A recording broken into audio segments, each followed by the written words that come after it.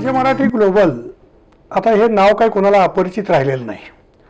या संस्थेचे संस्थापक माननीय आनंद जाधव सर त्यांच्या धावत्या दौऱ्यात ते पुण्यामध्ये आल्यानंतर याच संदर्भानं गरजे मराठी ग्लोबलची उद्दिष्ट आणि महाराष्ट्राचं त्यातलं योगदान याबद्दल जाणून घ्यावं म्हणून ही एक मॅरेथॉन मुलाखत। नमस्कार गानू साहेब। नमस्कार सर। फर्स्ट सगळ्यात पहिल्यांदा आज ही बोलायची संधी दिली त्याबद्दल मी तुमचा आभारी आहे। आणि पहिल्यापासूनच आमच्यावरती साताऱ्यांनी खूप प्रेम केलं आहे, ते तुमच्या थ्रू असं उगम झालं आहे। सो खरोखर आज मला इथे आनंद होतो आहे। सर, गरजे मराठी ग्लोबलची संकल्पना आपल्या मनात आल्यापासून आत्तापर्यंतचा प्रवास हा तसा खडतर होता, त्याच्याविषयी थोडंसं सांगाल का? संकल्पना मनात कशी आली आणि मूर्त कशी झाली? हां, म्हणजे आम्ही 2016 साली आमच्या वाचनामध्ये डॉक्टर दिनेश केसकर यांचं एक छोटासा आर्टिकल आला। डॉक्टर दिनेश केसकर हे बोईंगचे व्हाईस प्रेसिडेंट आहेत आणि अमळनेरसारख्या छोट्या गावात आलेला माणूस PhD करायला अमेरिकेत जातो, नील आर्मस्ट्रॉंगच्या हाताखाली PhD करतो आणि बोईंगसारख्या एवढ्या मोठ्या कंपनीचा व्हाईस प्रेसिडेंट होऊन जगभरची म्हणजे बोईंग लोकांच्या अर्थव्यवस्थेवरती परिणाम करू शकतो इतक्या गोष्टी महाग असतात छोट्या छोट्या देशांच्या। सो देशांचे राष्ट्राध्यक्ष भेटत आहेत, मोठी डील्स करतो आणि त्याच्याविषयी आपल्याला पूर्ण माहिती नाही ना, याचं थोडंसं आम्हाला दुःख वाटलं। म्हणून मग आम्ही मराठी माणसांनी बाहेर जाऊन काय केलं याच्याविषयी जास्त वाचन करायला सुरुवात केली आणि आम्हाला असं जाणवलं की जे सर्वसामान्य लोकांची कल्पना असते की माणूस भारताच्या बाहेर जातो तो पैसे कमवायला जातो किंवा मजा करायला जातो, तसं नसून ह्या लोकांनी आपल्याबरोबर आपल्या समाजाची आणि आपल्या देशाची प्रचंड प्रगती केली। म्हणून ही सगळी लोक आपण एका प्लॅटफॉर्मवरती एकत्र आणावीत म्हणून मी गरजे मराठी ग्लोबल हा आमचा एक नवीन असा प्लॅटफॉर्म बनवला। सुरुवातीला पुस्तकाच्या रूपात होता, नंतर आम्ही त्याचं डिजिटल त्याचं रूप बनवलं। पण आता हे गरजे मराठी ग्लोबलमध्ये आपण जागतिक स्तरावरल्या मराठी मंडळींना एकत्र आणताय, तसं बघायला गेलं तर जगाच्या लोकसंख्येच्या साधारण 1% मराठी भाषिक लोक आहेत आणि हे जे मायग्रेशन आहे ते अगदी पानिपतच्या युद्धापासून सुरू झालं। 22,000 युद्धकैदी बलुचिस्तानमध्ये गेले, ते आता भुक्ती मराठा म्हणून प्रसिद्ध आहेत, त्यांनी त्यांची प्रगती साधलेली आहे। त्यानंतर ब्रिटिशांनी राज्य केलं त्यावेळी मॉरिशस आहे, वेस्ट इंडिज आहे, साऊथ आफ्रिका आहे, इकडं मराठी लोकांनी मायग्रेशन केलं। त्यानंतरची मायग्रेशनची जी फेज आली ही स्वातंत्र्यानंतरची आली आणि या स्वातंत्र्यानंतरच्या फेजमध्ये सुरुवातीला डॉक्टर्स, इंजिनियर्स खास करून ब्रिटिश रूल कंट्रीजमध्ये गेले आणि त्यांनी एक स्वतःचं स्थान निर्माण केलं। पण त्यानंतर 90 साली म्हणजे 70 सालापासून साधारण दुबई वगैरे मायग्रेशन खूप झालं, पण 90 साली संगणकीकरण आलं आणि त्यामध्ये फार मोठं मायग्रेशन खास करून अमेरिका आणि युरोपमध्ये झालं, ऑस्ट्रेलिया, न्यूझीलंडमध्ये झालं। तर यातलं आपण या सगळ्याकडे कसं पाहताय? चांगला प्रश्न, खरं चांगला प्रश्न विचारलात आणि तुमचंही इतिहास ज्ञान खूपच चांगलं आहे असं दिसतं। मी ह्या मायग्रेशनमध्ये महाराष्ट्राच्या दृष्टीने जर पाहिलं तर तसं म्हटलं तर आपण थोडेसे पाठीच आहोत। जेव्हा Y2Kचा वेळ आली तेव्हा आंध्र प्रदेश आणि तामिळनाडू याच्यातली इतकी लोक अमेरिका, युरोपमध्ये गेली, त्या मनाने आपली लोक गेली नाहीत आणि त्याला आपलं नेहमीचा जो आपला निगेटिव्ह पॉईंट आहे की आपण एकमेकांना सपोर्ट करत नाही, त्यामुळे 2000 म्हणजे इसवी सन 2000च्या वेळेला मराठी लोक कमी बाहेर गेली होती। पण त्याच्यानंतर मात्र जी आपली इंजिनिअरिंग कॉलेज आहेत आणि आपल्याकडे टॅलेंटची तर कमी नव्हतीच। आज अशी परिस्थिती आहे की मराठी लोकांचं नॉट ओन्ली IT पण एकूणच टेक्नॉलॉजी क्षेत्रातल्या कुठल्याही ठिकाणी मराठी लोकांचं अगदी वर्चस्व आहे। मोठ्या मोठ्या पदांवरती, मोठ्या मोठ्या स्टार्टअप्सवरती गरजे मराठी लोक जी भारतातनं गेलेली आहेत त्यांनी आपलं असं स्थान, मानाचं स्थान बनवलेलं आहे। सो हे म्हणजे तुम्ही जी उदाहरणं दिली ते मायग्रेशन होतं, आमची जी उदाहरणं आहेत ही म्हणजे देशाच्या बाहेर जाऊन देशाची सेवा करण्यासाठी गेलेली ही लोक आहेत, म्हणजे बाहेर गेली म्हणजे देशाला विसरलेली नाही आहेत। बरं, आता याच्यामध्ये मला एक असं वाटतं की जे आता मायग्रेशन म्हणा किंवा हे नोकरी करण्यासाठी गेली, खास करून मराठी माणूस कुठेही गेला तरी नोकरीतच रमला, पण आपण मराठीचं ध्येयच हे ठेवलं आहे की या नोकरीत रमलेल्या माणसाची सोबत आता व्यवसाय उभे करायला वापरायची आणि हे ट्रान्झिशन आपल्याला असं वाटत नाही का की मराठी माणसाला कितपत झेपतंय किंवा तो किती उत्साह दाखवतोय? काय आपल्याला काय दिसतं? झेप तर निश्चित आहे. मराठी माणूस तसा आपला कणखर बाणा, कणखर विचार आणि हार्डवर्कची आपण लोक आहोत. सो आपण एखादी जर गोष्ट करायला घेतली तर आपण ती यशस्वी करतो, त्याच्याशी वाद नाही. मराठी लोकांना एंटरप्रेनरशिप किंवा स्वतःच्या व्यवसायाकडे आपण का नव्हतो ह्याला काही कारण आहेत. आपण ट्रेडिशनली आपली ही समृद्ध अशी संस्कृती कम्युनिटी नाही आहे. दुसरं, आपण व्यापारामध्ये कधीच नव्हतो. आपण नेहमीच अभ्यास करायचा किंवा आपल्या एका छोट्याशा सर्कलमध्ये आपण काम करायचो. आपल्याला व्यापार सुद्धा गुजरात्यांनी आणि इंग्रजी शिकवला. आणि आता अशी परिस्थिती झालेली आहे की आपली समृद्धी वाढल्यामुळे आपण एक रिस्क घेऊ शकतो. म्हणजे एक छोटंसं उदाहरण सांगायचं म्हटलं की जी लोक कोकणातनं आणि देशावरनं 1940 आणि 35 साली मुंबईत आली, त्यांचं स्वतःचं पोट भरत नव्हतं. सो ते मिळालेल्या नोकरीनी आपल्या घराचा म्हणजे सपोर्ट करावं यासाठी त्यांनी धंद्याचं रिस्क नाही घेऊ शकले. पण आता आपली समाज जो आहे तो शिक्षणाच्या ह्यानी आणि गेल्या 2, 3, 4 पिढ्यांच्या कुठलाही समाज ना स्टेप वाईज प्रगती करतो. म्हणजे आपल्या आधीची जी पिढी होती त्यांच्यापेक्षा आत्ताची पिढी जास्त समृद्ध आहे.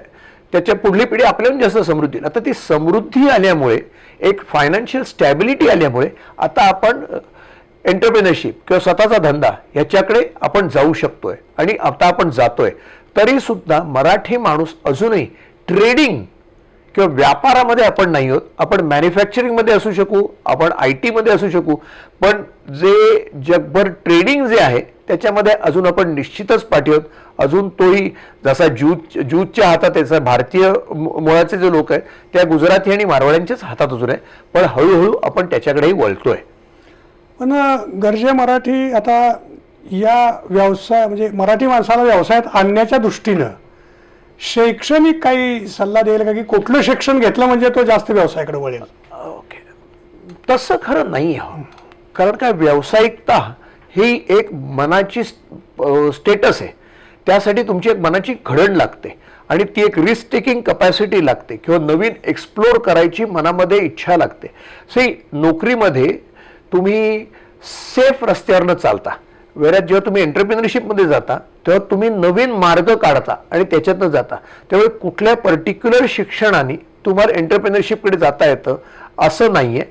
पण हॅव्हिंग सेड दॅट, छोटे किंवा कमी रिस्क असलेले जे एंटरप्रेनरशिप तुम्ही म्हणालात तर IT रिलेटेड जे बिझनेस असतात त्याला दोन प्रकारचे बिझनेस असतात की 10 रुपयाची गोष्ट घ्यायची आणि 15 रुपयाला विकायची, किंवा फक्त माझं डोकं वापरायचं आणि गोष्ट 5 रुपयाला विकायची. सो ITच्या रिलेटेड जो बिझनेसेस आहेत ते बिझनेसेस हल्ली मराठी माणसं जास्त करतात. आपण मॅन्युफॅक्चरिंग, प्रोडक्शन याच्यामध्ये असून आपण तेवढे गेलेलो नाहीत. तरीसुद्धा आमच्याकडे अशी उदाहरणं आहेत की जी मॅन्युफॅक्चरिंगमध्ये खूप चांगलं काम करतात. पण बाय अँड लार्ज मराठी माणूस जेव्हा आता एंटरप्रेनरशिप म्हणतो तेव्हा तो IT रिलेटेड बिझनेसकडे जातो. गरजे मराठी ग्लोबल जे समिट झालं कॅलिफोर्नियामध्ये, सॅन फ्रान्सिस्कोला, त्यावेळी $1 ट्रिलियन इकॉनॉमी महाराष्ट्राची, आणि त्याच्यामध्ये कॉन्ट्रीब्यूट करण्यासाठी एंटरप्रेनर तयार करायचे असं एक मनामध्ये ध्यास घेतला, तर त्याच्याबद्दल जरा हो. म्हणजे आपल्याला कुठली संस्था चालवायची किंवा कुठल्याही मनामध्ये काही सोशल एंटरप्रेनरशिप करायचं तर ध्येय लागतं. सो किंवा एक ध्रुवतारा लागतो की ज्या दिशेने आपल्याला जायचं आहे. सो एंटरप्रेनरशिपला आपण सपोर्ट करतो, आपण स्टार्टअप्सना सपोर्ट करतो, आपण विद्यार्थ्यांना कॅम्पस टू कॉर्पोरेट. आणि दुसरं एक सांगतो की आमचा गरजे मराठीमध्ये आपला असाही एक आउटलुक आहे की entrepreneurship is also equally important. म्हणजे असे लोक आहेत की ते नोकरी धंद्यामध्ये इतकी मोठी प्रगती करतात की ते त्या लेवलला पोहोचतात की ॲज इफ त्याचा स्वतःचाच बिझनेस कंट्रोल करतात. पण हे सगळं करायचं तर त्याचं कुठेतरी आपल्याला मेजरमेंट पाहिजे, आणि मेजरमेंट पाहिजे आपल्याला काहीतरी ध्येय पाहिजे. म्हणून आणि खूप विचार करून आपले एक नरेंद्र काळे म्हणून आहेत, त्यांनी आपला त्यांचं काळे लॉजिस्टिक्स म्हणून अतिशय मोठी कंपनी आहे, जगातल्या 270 एअरलाईन त्यांचं सॉफ्टवेअर वापरतात. तर आणि 40 वर्ष जुना, म्हणजे आम्ही त्यांचा खूप सल्ला मानतो. सो त्यांनी गेल्या 4 वर्षाचा आपला सगळा प्रवास पाहिला आणि त्यांनी सांगितलं की पुढल्या 7 वर्षात गानू आपण अचीव करू शकू. आणि मग त्यांनी महाराष्ट्राच्या टोटल इकॉनॉमीच्या 1% पॉझिटिव्ह इम्पॅक्ट गरजे मराठी करू शकेल असं त्यांनी केलं. आणि आत्ता आपण केलंय, म्हणजे आपल्या थ्रू गेलेले स्टार्टअप्स असतील, ज्यांना आपण फंडिंग मिळवून दिलं असे लोक आहेत. म्हणजे आत्ता गेल्या 2-3 वर्षात सुद्धा माझ्या मते जर नीट आकडा काढला तर आपण एक 100 कोटी रुपयाची महाराष्ट्राच्या इकॉनॉमीवरती आता आपण पॉझिटिव्ह इम्पॅक्ट केलेला आहे. सो कठीण नाहीये, म्हणजे कठीण आहे पण अशक्य नाहीये आणि 2030 पर्यंत आम्ही त्याला आम्हाला टार्गेट ठेवलेलं आहे. दुसरं एक असं आहे की आता आपल्या बोलण्यातनं दिसतंय की एक फार मोठी एक चळवळ उभारली जाते आपल्या माध्यमातून आणि आपण तो ध्यास एवढा घेतलेला आहे. तुम्ही पाहतोय की परवा फोन केला तर आपण कॅलिफोर्नियामध्ये होता, त्याच्या अगोदर साऊथ अमेरिकेमध्ये होता, 2-3 महिन्यापूर्वी ऑस्ट्रेलियामध्ये होता. हा ध्यास आपण घेतलेला आहे, परंतु तितकी जास्त मागणी वाढत चालली. जेवढा तुम्ही फिरताय तेवढी मागणी वाढत चालली. तर यासाठी गरजे मराठी काही स्ट्रक्चर तयार करते का लोकांना सर्व करण्यासाठी?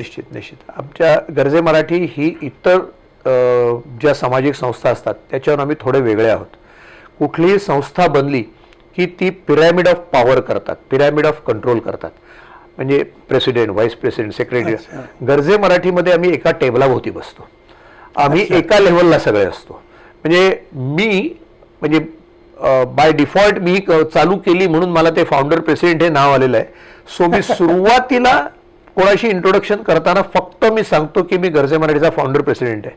त्याच्यानंतर कोणी मला विचारलं तू काय आहेस तर मी सांगतो मी गरजे मराठीचा एक सभासद आहे. सो हे जे म्हणजे तुम्ही जे स्ट्रक्चर म्हणता ना, सो तसं आम्ही रिजिड स्ट्रक्चर बनवणार नाही आहोत. गरजे मराठीमध्ये अगदी सगळे इक्वल, पण त्याच्यासोबत सगळे इक्वल राहून चालत नाही, कोणीतरी गाडी चालवायला लागते. म्हणजे सगळेच जण जर म्हणाले मी ड्रायव्हर तर होत नाही. सो आम्ही काय केलंय की आम्ही अनेक उपक्रम चालवतो. सो एखाद्या माणसाची, म्हणजे आता तुम्ही साताऱ्यामध्ये जर तुमची जबाबदारी घेतली आहे आणि साताऱ्यामध्ये तुम्ही फिशरीचा एक उपक्रम करताय, सो त्या उपक्रमाला आम्ही सगळे सपोर्ट करू, पण चालवायचा तुम्हाला आहे.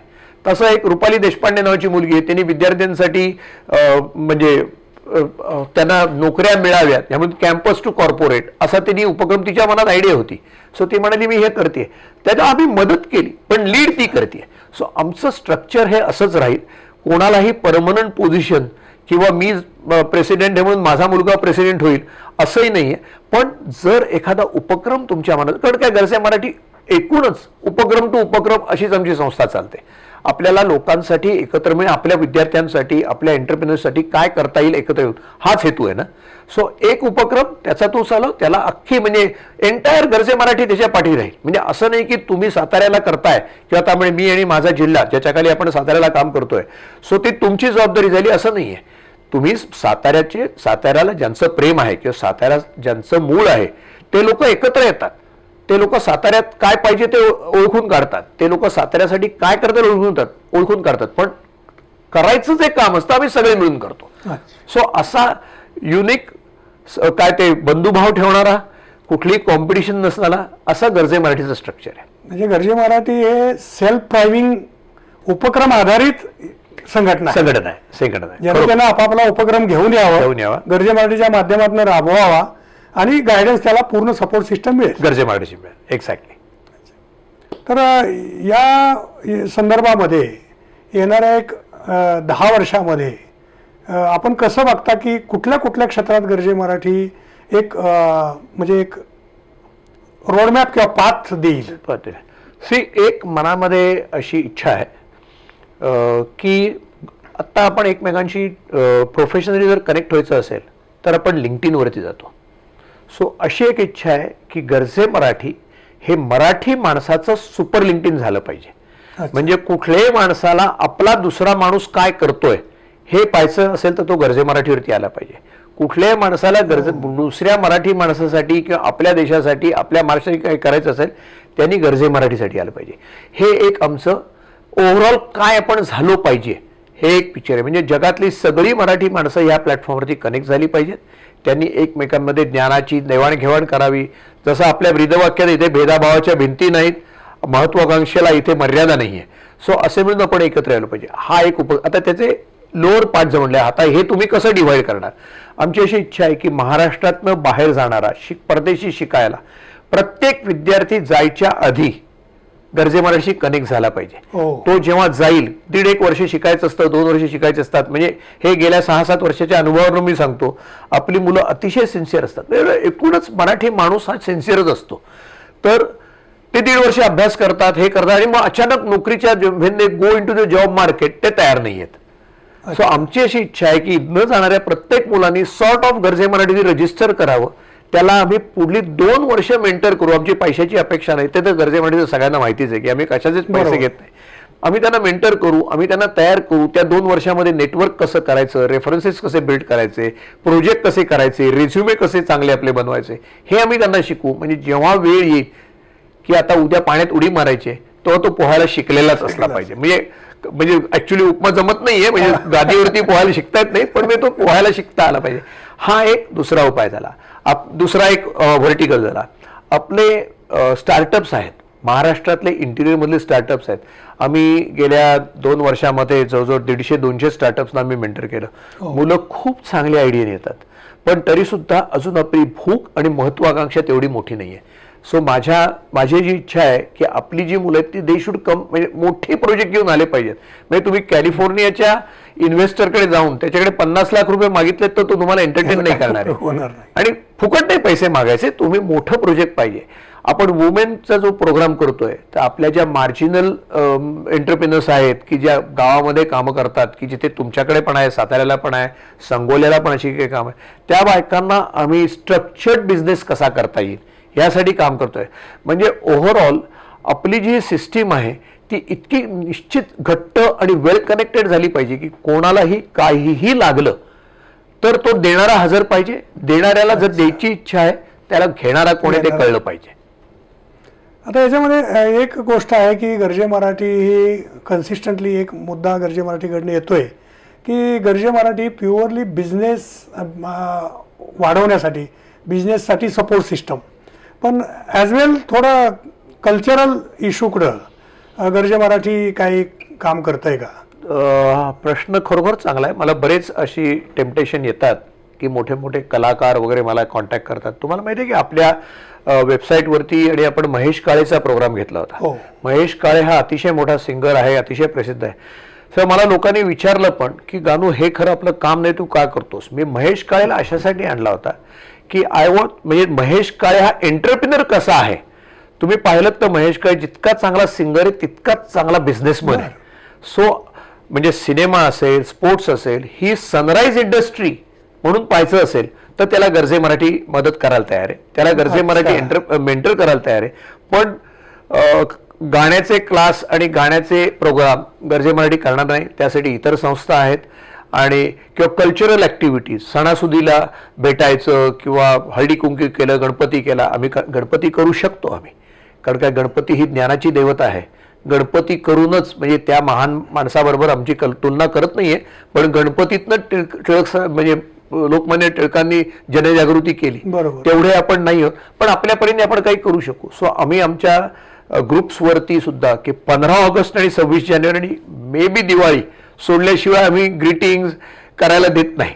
सो तो एक प्रोफेशन आपण बॅकग्राऊंड बाउंड्री केले, त्याच्या पलीकडे आम्ही जाणार नाही.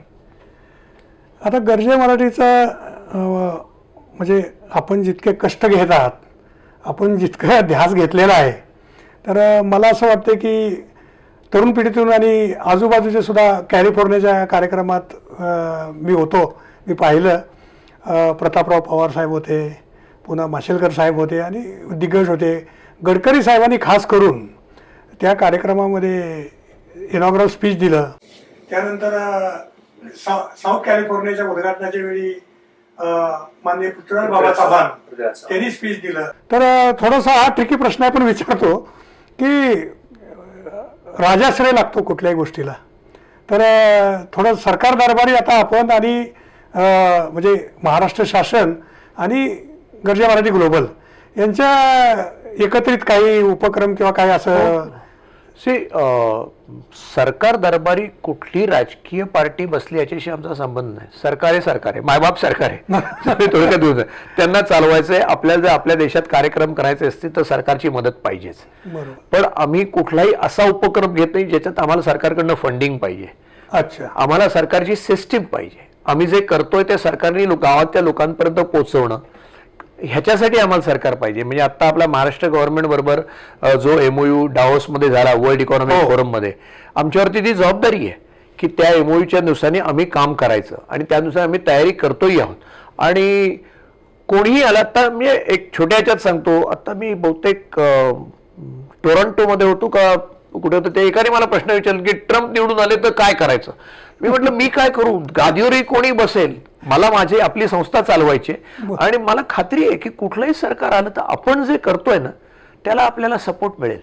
आपली दुसरी काही अपेक्षा नाहीये. आपल्याला त्यांची कदाचित इकोसिस्टीम लागेल, आपल्याला त्यांचं नेटवर्क लागेल, आपल्याला त्यांचा कधी मे बी डाटा लागेल, त्याच्या पलीकडे आपली सरकारकडनं अपेक्षाच नाहीये. सो कोणी देऊ शकेल असं वाटतंय मला. म्हणजे सरकारकडे जे ह्यूज इन्फ्रास्ट्रक्चर आहे, अगदी खेड्यातल्या कर्मचाऱ्यापासून ते मंत्रालयापर्यंत, ते इन्फ्रास्ट्रक्चर आपल्याला मिळालं तर आपण खूप चांगलं काम करू शकू, असं गर्जे मराठीचं मत आहे.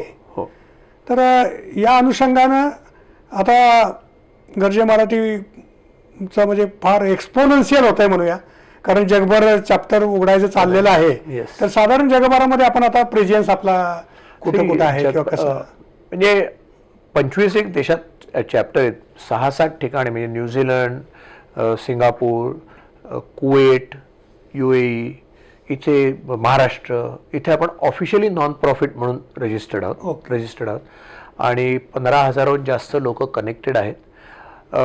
आणि आपण नंबराकडे लक्षच देत नाही ना, आपण क्वालिटीकडे लक्ष देतो. क्वालिटी म्हणजे कधी कधी मी वेलिंग्टन सारख्या जागी जेव्हा लेक्चर घेतो किंवा मी जाऊन त्यांना भेटतो तेव्हा म्हणजे माणूस 10,000 किलोमीटर प्रवास करून आला आणि समोर 70, 80, 90 लोक आली आहेत. सो हे गणित लोकांना बरोबर वाटत नाही, पण आम्ही काही विकायला नाही आलेलो.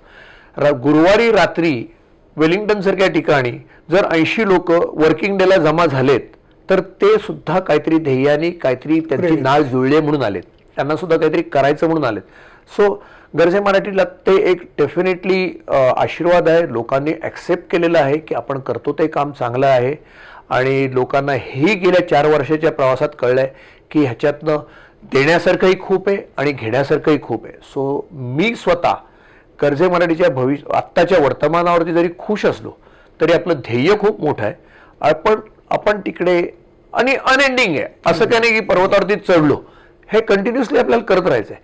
पण ते करेल. अनेक जणांची साथ लाभली आहे. पहिली काही वर्ष हा कन्सेप्ट किंवा हे विचार लोकांना पटवण्यात मजेत गेले होते, कारण काय लोकांना पटत नव्हतं, ह्याच्या आधी कोणी केलं नव्हतं. बरोबर. ह्याच्या आधी कोणी, मराठी माणसं कल्चरल ॲक्टिव्हिटीज, सोशल ॲक्टिव्हिटीज, सणासुदीसाठी नेहमी एकत्र यायची, पण ती आजपासून 30, 35, 40 वर्षापूर्वी ती भूक होती. कारण काय आपण एकदा देशाच्या बाहेर आलो की देशाचे संबंध तुटायचा. आता ती भूक नाही आहे. आत्ता आपली भूक आहे आपली स्ट्रेंथ वाढवायची, आपलं फायनान्शियल आपण मोठे पॉवरफुल व्हायचं, लोकल सिस्टीममध्ये इन्व्हॉल्व व्हायचं. हे आपण कधी होऊ शकू, आपण युनायटेड असलो तर. सो गर्जे मराठीच्या भविष्याविषयी तर मी खूपच आशावादी आहे, की मला खात्री आहे, नुसती आशा नाही आहे. गर्जे मराठीचं आणखी एक असं लक्षात येते की खूप साऱ्या ॲक्टिव्हिटी अमेरिकेत चाललेल्या दिसतात. म्हणजे पहिलं समिट तिथंच झालं कॅलिफोर्नियाला, दुसरं आता न्यूयॉर्कला 3-4 ऑगस्टला होतं आहे आणि 25 साली लंडनमध्ये घ्यायचं ठरलं आहे. तर युरोप आणि अमेरिका सोडून इतरही ठिकाणी आपल्याला काही जाण्याचं, मी आत्ता जी प्रवास केला म्हणजे मी दुबईपासून खाली न्यूझीलंडपर्यंत प्रवास केला. मी खूप लोकांना भेटलो. म्हणजे मी 28 डिसेंबरपासून ॲक्च्युली फिरतोय मी लोकांना भेटत. आणि त्याच्यानंतर मी डॉक्टर रघुनाथ माशेलकरांच्या बरोबर बसलो होतो की हे कसं करायचं, पुढे कसं जायचं. सो आम्ही म्हणजे साऊथ ईस्ट एशिया किंवा पॅन एशिया असा एक आता आम्ही दुसरा करणार. म्हणजे कारण काय ना, ऑस्ट्रेलियात जेव्हा गेलो किंवा न्यूझीलंडमध्ये गेलो त्यांच्यात आणि अमेरिकेच्यात काही कॉमन नाहीच आहे. त्यांना अमेरिकेविषयी इंटरेस्ट पण नाही आहे. अमेरिकेत काय चाललं त्यांच्यात, आणि एक तर मध्ये 19, 20, 18 तासाचा फरक आहे, त्यामुळे त्या सगळ्या कार्यक्रमाला जॉईन होऊ शकत नाहीत. सो आम्ही साऊथ ईस्ट एशिया म्हणजे एशिया ऑस्ट्रेलिया असा सगळा धरून आम्ही एक दुसरा उपक्रम करतोय की हे लोक एकमेकांशी कनेक्ट होतील, ते त्यांचे उपक्रम चालवतील आणि युरोपमधले जे लोक आहेत ते आता अमेरिकेशी कनेक्टेड आहेत.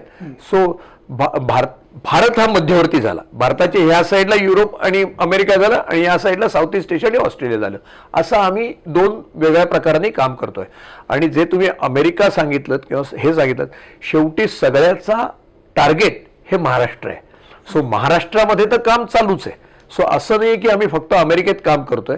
अमेरिकेतल्या सुद्धा प्रत्येक माणसाला जो करतोय त्याला आपल्या देशासाठी, आपल्या गावासाठी करायची इच्छा आहे. सो महाराष्ट्र हा नेहमीच आमच्या कार्याचा केंद्रबिंदू राहील. मराठी स्वराज्याची स्थापना झाल्यानंतर, शिवाजी महाराजांनी केल्यानंतर, त्यानंतर मराठा साम्राज्य पेशवाईच्या काळामध्ये भारतभर झालं आणि खूप मराठी माणसं त्या साम्राज्यातले अधिकारी म्हणून किंवा इतर काही अनुषंगानं भारतभर पसरली. तर गर्जे मराठी ग्लोबल महाराष्ट्राच्या बाहेरच्या पण भारतातल्या या गोष्टींच्याकडे व्यवसाय वृद्धी किंवा त्यांना इन करून घेण्यासंदर्भात कसं विचार करताय किंवा काय करताय? आपण ना अजून आपण तसं म्हटलं तर बाल्यावस्थेत आहोत. हो. आपण सुरुवातीला पहिली 4 वर्ष तर मी महाराष्ट्रात काहीच केलं नव्हतं. बरं. पहिली 4 वर्ष मी जगात महाराष्ट्र सोडून बाहेर गेलेली मराठी माणसं एकत्र करायची याच्यावरतीच आम्ही होतो, याच्यावरतीच होतो. आता आम्ही काय करतोय, आता ही लोक एकत्र झाली, त्यांचे विचार एकत्र झाले, ते एकत्र काहीतरी एंटरप्रेनरशिप बरेच एकमेकांना मदत करतायत. पण आता ह्याचं सगळं ज्ञान, ह्यांची फायनान्शियल स्ट्रेंथ कुठे वापरायची, म्हणून आम्ही गेली 2 वर्ष आम्ही महाराष्ट्रात काम करायला सुरुवात केली. आणि त्याच्यामध्ये आता आम्ही बऱ्याच युनिव्हर्सिटीज बरोबर मी एमओयू केला आहे, बऱ्याच ठिकाणी स्टार्टअपचे इन्क्युबेटर्स आहेत त्यांच्याबरोबर एमओयू केला आहे, बऱ्याच एज्युकेशन इन्स्टिट्यूशन बरोबर केला आहे. सो आता आम्ही महाराष्ट्रामध्ये काम करायला लागलो. आणि तुम्ही जे म्हणालात, प्रश्न केलात की म्हणजे बेळगाव असेल किंवा इंदोर आहे, थोडंफार बडोदा आहे, तंजावर आहे, यातले मराठी, हो तो एक आम्ही प्रयत्न करतोय आणि तो होणार आहे. ह्या समिटमध्ये तुम्ही पाहाल दक्षिणी मराठी असे खूप ग्रुप आहेत, त्या ग्रुप्सना आम्ही जॉईन झालोय. असे ग्रुप्स कॅनडामध्ये पण आहेत की दक्षिणी मराठी, की जे साऊथला जाऊन सेटल झालेत पण ते अजूनही घरी मराठी बोलतात आणि आता ते परदेशी गेलेत. अशा लोकांबरोबर आम्ही करतोय. पण बाकी इंदोर वगैरे इथे अजून आम्ही एवढा प्रेझेन्स नाहीये आणि होईल कदाचित, पण अजून वाढतोय ॲज आय सेड. म्हणजे एकंदरीत येत्या 10 वर्षामध्ये आपल्याला असं दिसू शकेल की सर्व मराठी कम्युनिटीज जगभरच्या एकमेकाशी गर्जे मराठी ग्लोबल मार्फत कनेक्ट झाल्यात आणि एक खूप सुंदर मराठी अर्थव्यवस्था, ग्लोबल अर्थव्यवस्था उभी राहिलेली आहे. 100% होईल. मराठी माणसं ही नेहमीच खूप प्रोग्रेसिव्ह किंवा प्रगतीच्या दिशेने वाटचाल करणारी असतात. त्यामुळे ही नवीन जी आपली संकल्पना आहे त्याला सुद्धा खरोखर लोक जॉईन होतात. म्हणजे मला अनेक जण दररोज भेटतात, ऑनलाईन भेटतात की सर हे काम खूप चांगलं चाललंय, मला ह्याच्यात जॉईन व्हायचं आहे, मला ह्याच्याबरोबर काहीतरी काम करायचं आहे. सो खरोखर माझी अशी आशा आहे. आणि तुमच्यासारखे नाशिकचे, धुळ्याचे, जळगावचे आणि जगभरचे लोक काम करतायत. कसं झालं माहिती आहे, आता गर्जे मराठी चालवायची ही जबाबदारी माझ्यावरती प्रॅक्टिकली नाहीच आहे. जरी अजून लोक माझ्याकडे पाहत असतील की काही झालं तर गानूंना अप्रोच करायचं, पण आता म्हणजे लोक आपापल्या विचारांनी येतात, आपापल्या विचारांनी इनिशिएटिव्ह घेतात, आपापल्या विचारांनी नेटवर्क बिल्ड करतात एका अमरेला खाली, ती गर्जे मराठी. तर आपण म्हणजे गानू सरांनी वेळात वेळ काढला. मी त्यांना विनंती केली की सर एक मुलाखत होणं गरजेचं आहे आणि इतका व्यापक विचार जो मांडलेला आहे मराठी अर्थव्यवस्थेचा, $1 ट्रिलियन अर्थव्यवस्थेचा, जगभरामध्ये जाणाऱ्या विद्यार्थ्यांचा, त्यांना एक बॅकबोन मिळण्याचा, हे सगळं बद्दल गानू सरांनी फार दिलखुलासपणे उत्तरं दिली आणि काही खोचक प्रश्नांना त्यांनी राजकीय वगैरे व्यवस्थित उत्तरं दिली. ते त्यांचं स्किल आहे. म्हणजे पाण्यामध्ये माशाला पोहावं लागतं, मग पाणी खारं आहे गोडं आहे त्याला फार मोठा फरक नाही पडत. तर त्याप्रमाणे आपण 10 वर्षात हे बघू शकू की सर्व मराठी समाज हा पुन्हा एकदा एक, म्हणजे आपली मराठीच ही व्याख्या आहे की वसुदैव कुटुंबकम, तसं वसुदैव मराठी कुटुंबकम होऊन जाईल, त्याच्याबद्दल काही शंकाच नाही आहे. तर मी गानू सरांचे पुन्हा एकदा आभार मानतो की त्यांनी त्यांच्या खूप व्यस्त ह्याच्यामध्ये वेळात वेळ काढून आम्हाला एक अर्ध्या तासाचे प्रदीर्घ मुलाखत दिली, मॅरेथॉन मुलाखत दिली की अजून बरेचसे मुद्दे कव्हर करायचे राहिलेत, परंतु मुख्य मुद्द्यांना त्यांनी स्पर्श केला. संघटनेची भूमिका गर्जे मराठीची सांगितली, त्याचप्रमाणे स्वतःचं जे हे आहे किंवा माझा सहभाग किती, लोक स्वतः पुढे येत आहेत, स्वतः सगळं करतायत आणि हे व्यापकतेनं वाढत चाललेलं आहे. खास करून त्यांनी एशिया, ईस्ट एशिया आणि ऑस्ट्रेलिया ह्याच्याबद्दल एक वेगळा विभाग, पुन्हा महाराष्ट्राच्या बाहेर भारतात असलेले मराठी माणसं यांच्यासाठी एक वेगळा विभाग, त्यांच्या मनामध्ये एक पक्की योजना आहे, फ्रेम आहे. आणि निश्चितच सर आपण आलात आणि फार एक ध्यास घेतलेला आहे काय. तर मी विसे खांडेकरांच्या एका ह्यानं त्याचा शेवट करतो की एक विसे खांडेकरांच्याकडे सही मागायला गेले एक जण आणि त्यांनी वही पुढे केली तर त्यांनी त्याच्यावर एवढंच लिहिलं, वेडे व्हा. तसं सरांनी ज्यांचं वाचनात आलं आणि त्यांनी ते वेडे झाले, ह्याच ध्यासानं की मी मराठी एक मोठी संघटना बांधणार की एकमेकाला मदत होईल. सर पुन्हा एकदा आपले शतश आभार. तसंच सर्व सातारा जिल्ह्यातल्या सर्व गरजे मराठी लोकांच्या वतीनं आभार मानतो. आपले आशीर्वाद उपक्रमाला द्या ही विनंती करतो.